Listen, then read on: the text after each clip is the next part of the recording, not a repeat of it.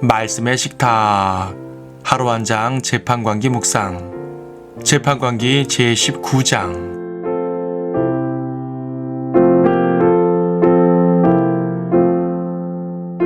19장 29절을 보겠습니다.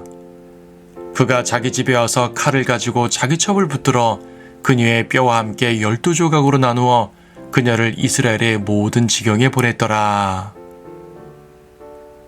참으로 끔찍한 일이 벌어졌습니다. 17장과 18장에서는 하나님을 섬기던 법도가 무너진 모습을 보여주었고, 여기 19장에서 21장에서는 사회적 혼란의 극치의 모습을 보여줍니다. 사건의 발단은 한 레위인에서 시작됩니다. 레위인의 첩이 행음하고 아버지 집으로 도망갔는데, 언뜻 보면 이 여인의 죄가 문제인 것 같지만 사실은 레위인이 첩을 둔 것 자체가 아름답지 못한 일입니다. 아무리 고대 사회의 첩 제도가 용인되었다고는 하나 그것은 하나님의 뜻이 아니었고, 하나님을 섬기는 레위인이라면 그런 것쯤은 알았어야 합니다. 앞에서도 레위인이 문제였는데 여기서도 마찬가지입니다. 하나님의 일을 맡은 자들이 잘못을 행하면 그 파급 효과는 더 커지는 법입니다. 이 레위인은 첩을 찾아오려고 베들레헴으로 내려갑니다. 그래도 음행한 첩을 버리지 않고 찾는 것을 보면 어느 정도 선한 사람인 것 같습니다. 그곳에서 며칠을 지내고 집으로 돌아가는데 가는 도중 기브아에서 하룻밤을 유숙하다가 그곳에 있는 악한 무리들에게 봉변을 당합니다. 벨리알의 아들들이라는 표현이 쓰였는데요. 벨리알은 마귀를 말하므로 말하자면 마귀 자식들이라고 불리는 극악무도한 자들입니다. 이들이 이 레위인을 겁탈하려고 하자 그는 자기 첩을 내어줍니다. 그리고 그 첩은 밤새 몹쓸 짓을 당하고 새벽녘에 돌아와 문 앞에 쓰러져 죽습니다. 레위인은 분노할 만하지요. 하지만 그는 그녀를 사랑하지 않았습니다. 그녀가 고통받던 밤 그는 복수만을 다짐했을 것입니다. 아내를 구할 생각은 하지도 않고 말입니다. 그래서 죽은 아내의 시신을 조각내어서 이스라엘 전역에 보냅니다. 온 백성을 자극하여 복수를 하려는 것으로 보입니다. 한번 생각해 보십시다. 사랑하는 사람이 고통을 당하면 보호하는 것이 먼저일까요? 아니면 복수하는 것이 먼저일까요? 여기서 우리는 예수 그리스도의 모범을 봅니다.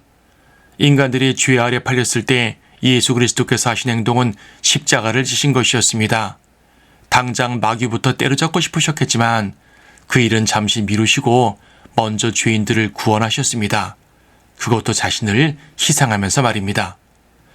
결과적으로 주님은 그분의 백성을 위해서 복수하실 것입니다. 하지만 주님은 먼저 고통받는 백성들을 찾아와 주셨습니다. 이것은 그분의 백성을 사랑하느냐, 단지 소유물로 여기느냐의 차이입니다. 소유물로 여길 때는 자기를 위해 희생시키고 또 빼앗긴 것에 분노만 합니다. 이 레위인이 그랬습니다. 첩의 안위에 대해서는 아무런 염려도 하지 않았습니다. 이것은 분명 하나님의 마음이 아닙니다. 이처럼 재판관기 마지막 부분에 두 가지 사건을 자세히 기록하고 있는데 둘 다 그 중심에 레위인이 있다는 것이 의미심장합니다.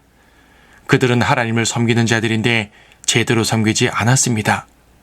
재판관기는 백성들의 우상 숭배 등 그들의 범죄를 다루겠지만 마지막에는 이처럼 레위인들을 조명해주고 있습니다.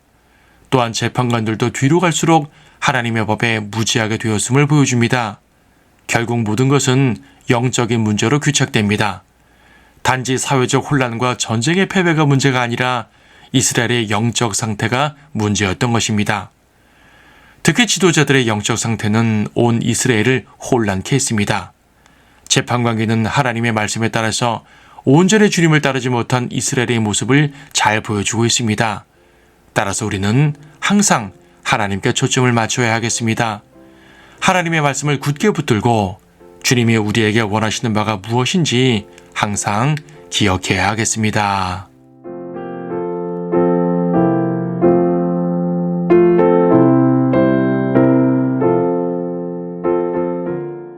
재판관기 19장. 이스라엘의 왕이 없었던 그때 에프라임 산지 옆에 우거하는 어떤 레위인이 있었는데 베들레헴 유다에서 그가 한 첩을 취하였더니 그의 첩이 그를 배반하여 행음하고 그를 떠나 베들레헴 유다로 그의 아비의 집에 가서 만 넉 달을 보낸지라. 그녀의 남편이 일어나서 그녀에게 찾아가 그녀에게 다정히 말하고 그녀를 다시 데려오려고 하인 1명과 나귀 2匹를 데리고 갔더니 그녀가 그를 그녀의 아비 집으로 데려오자 그녀의 아비가 그를 보고 반가이 맞이하더라. 그의 장인 곧 그녀의 아비가 그를 붙드니 그가 3일을 그와 함께 머무니라. 그리하여 그들이 먹고 마시고 거기서 유숙하더라. 나흘이 되자 그들이 아침에 일찍 일어나 떠나려고 일어서니 그녀의 아비가 사위에게 말하기를 빵을 조금 먹고 내 마음을 위로하고 나서 내 길을 가라 하더라.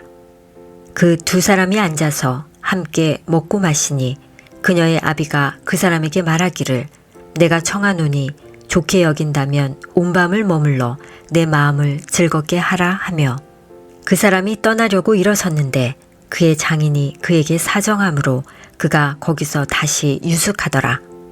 그가 5째 날 아침에 떠나려고 일어나니 그녀의 아비가 말하기를 내가 청하노니 내 마음을 위로하라 하니 그들이 오후까지 머물며 둘이서 먹더라. 그 사람이 그의 첩과 그의 종과 떠나려고 일어나니 그의 장인인 그녀의 아비가 그에게 말하기를 보라 이제 날이 기울고 있느니라. 내가 청하노니 온 밤을 머물고 보라 날이 기울었으니 여기서 유숙하며 내 마음을 즐겁게 하고 내일 일찍 길을 떠나면 내가 집에 가리라 하더라. 그러나 그 사람이 그 밤을 지체하지 아니하여 일어나 길을 떠나 여부스 곧 예루살렘 건너편에 이르렀는데 그에게는 안장 지운 나귀 2마리와 그의 첩도 그와 함께 있더라.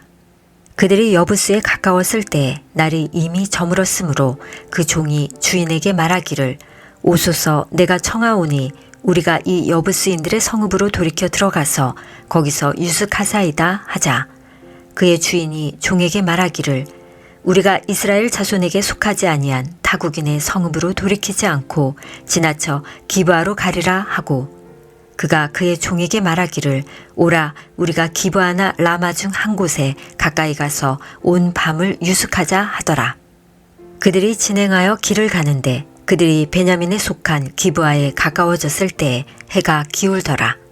그들이 들어가서 기브아에서 유숙하려고 그쪽으로 돌이켜서 그가 들어가 그 성읍 거리에 앉았으니 이는 그들을 자기 집으로 데려가 유숙시킬 사람이 없었기 때문이더라.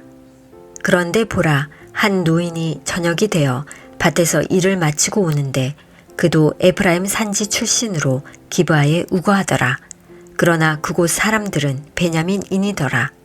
그가 눈을 들었을 때 성읍의 거리에서 도보로 여행하는 사람을 본지라. 그 노인이 말하기를 당신은 어디로 가며 어디서 왔느냐 하니 그가 그에게 말하기를 우리는 베들레헴 유다에서 에프라임 산지 곁으로 가고 있나이다. 나는 그곳에서 온 사람으로 베들레헴 유다로 갔다가 이제 주의 집으로 가고 있나이다. 그러나 나를 집으로 영접하는 사람이 없나이다. 우리에게는 나귀들에게 줄 집과 여물이 있으며 나와 당신의 여종과 당신의 종들과 함께한 청년을 위한 빵과 포도주가 있어 아무것도 부족한 것이 없나이다 하니 그 노인이 말하기를 당신에게 평안이 있으라. 당신의 필요한 것은 다 내게 맡기고 오직 거리에서는 유숙하지 말라 하더라. 그리하여 노인이 그를 자기 집으로 데리고 들어가 나귀들에게 여물을 주고 그들은 발을 씻고 먹고 마시니라.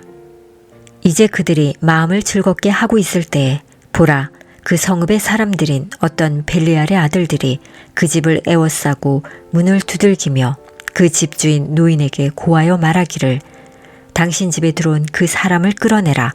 우리가 그를 알고자 함이라 하니 그 사람 즉 그 집 주인이 그들에게 나가서 말하기를 아니라 내 형제들아 아니라 내가 청하노니 그처럼 악하게 행하지 말라.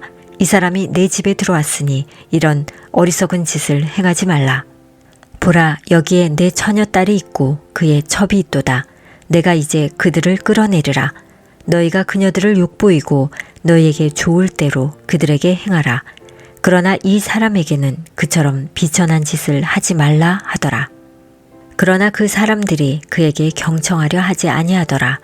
그러므로 그 사람이 자기 첩을 데리고 나와 그녀를 그들에게 주었더니 그들이 그녀와 관계를 갖고 아침이 될 때까지 밤새도록 그녀를 욕보이다가 날이 새자 그녀를 놓아주더라.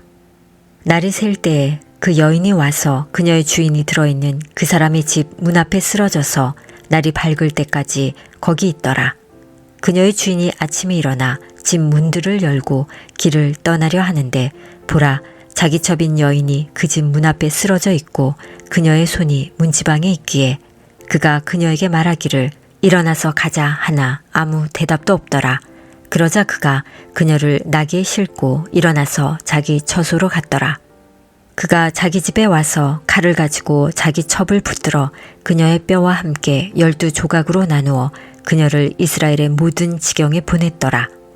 그랬더니 그것을 본 모든 사람들이 말하기를 이스라엘 자손이 이집트 땅에서 나온 날로부터 이날까지 이런 행위는 행하지도 않았고 보지도 못하였으니 생각하고 상의하여 너희 의견을 말하라 하더라.